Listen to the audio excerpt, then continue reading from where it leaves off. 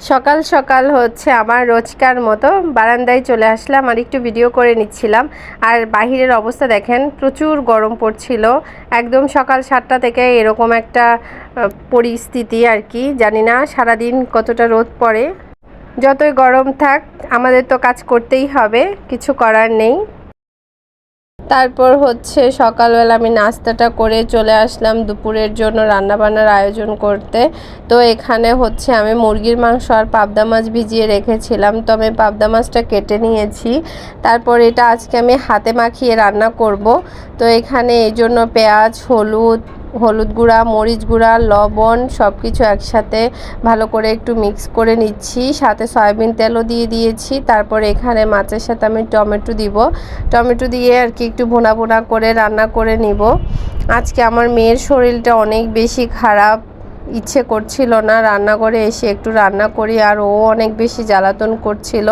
তারপর অনেক বুঝিয়ে সুজিয়ে তারপরে একটু এসেছি রান্না করার জন্য। তো এই জন্য তেমন কিছু একটা রান্না করব না আজকে, এই জন্য আর মশলা টশলা কষাইনি, একেবারে হাতে মেখেই বসিয়ে দিয়েছি।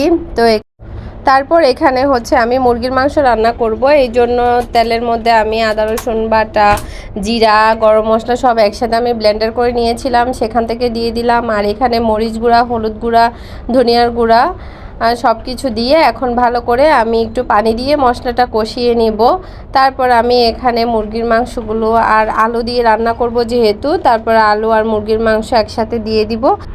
দিয়ে সব কিছু এখন একসাথে মিক্স করে তারপরে ঢেকে কিছুক্ষণের জন্য কষিয়ে নিব। তারপর আমি এখানে পরিমাণ মতো জল দিয়ে মাংসটা রান্না করে নিব। এদিকে হচ্ছে যেহেতু মুরগির মাংস রান্না করেছি আর বাচ্চাদের অসুস্থ হওয়ার কারণে ওদের মুখের টেস্ট একদমই চলে গিয়েছে, এই জন্য চাচ্ছিলাম একটু হাতে মেখে একটু খিচুড়ি রান্না করব, যাতে করে একটু মুরগির মাংস দিয়ে ওদেরকে একটু খাওয়াতে পারি।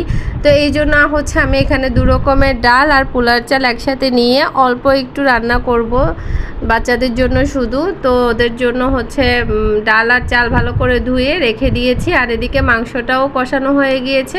তারপর এখানে হচ্ছে আমি সেদ্ধ হওয়ার জন্য আর ঝোলের জন্য পানি দিয়ে দিলাম।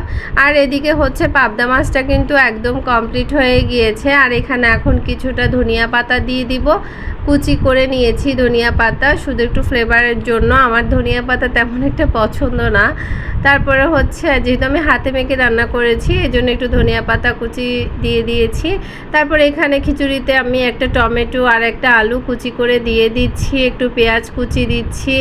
আর এখানে হচ্ছে একটু হলুদ গুঁড়া, একটু আদা রসুন বাটা, জিরা, তারপর হচ্ছে একটু তেল, একটু ধনিয়ার গুঁড়া, একটু মরিচ গুঁড়া দিয়ে তারপর সব কিছু একসাথে এখন ভালো করে হাতে মেখে নিয়ে পানি দিয়ে দিব পরিমাণ মতো, মানে রান্নাটা হতে যতটুকু পানি লাগবে ঠিক ততটুকু পানি দিয়েছি। এই পানিতে কিন্তু খিচুড়িটা রান্না একদম কমপ্লিট হয়ে যাবে। আর এদিকে কিন্তু আমার পাবদা মাছটাও কিন্তু একদম রেডি। তো দেখতেই পাচ্ছেন কালারটা কি পরিমাণ সুন্দর এসেছে, এটা কিন্তু খেতে অনেক বেশি মজা হয়েছে। আর এদিকে মুরগির মাংসটাও কিন্তু হয়ে গিয়েছে। আসলে বাচ্চাদের যখন শরীর খারাপ হয় তখন মনে হয় পুরো পৃথিবীটা অন্ধকার হয়ে যায়।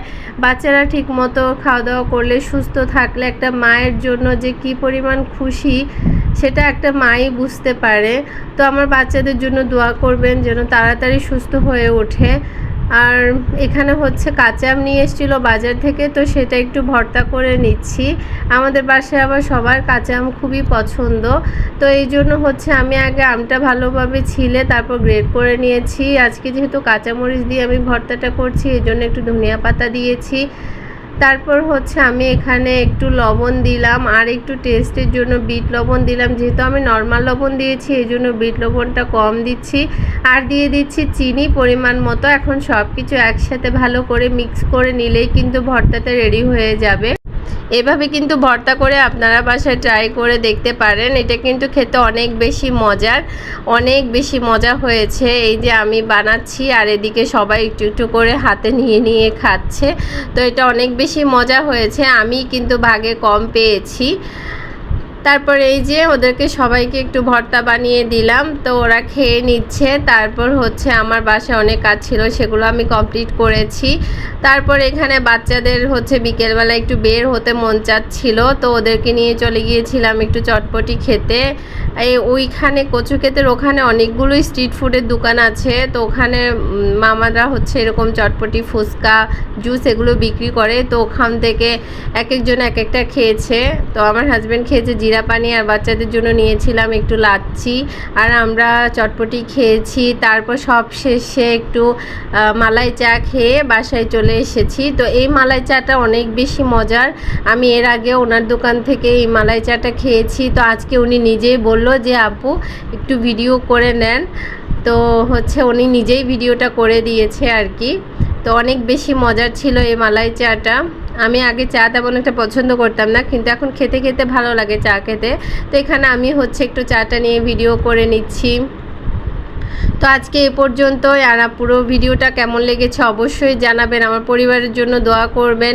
দেখা হবে সামনের আরেকটি ভিডিওতে, সে পর্যন্ত সবাই ভালো থাকবেন, সুস্থ থাকবেন, আর আমার পেজটা ফলো করবেন, ইউটিউব চ্যানেলটা সাবস্ক্রাইব করবেন। আল্লাহ হাফেজ।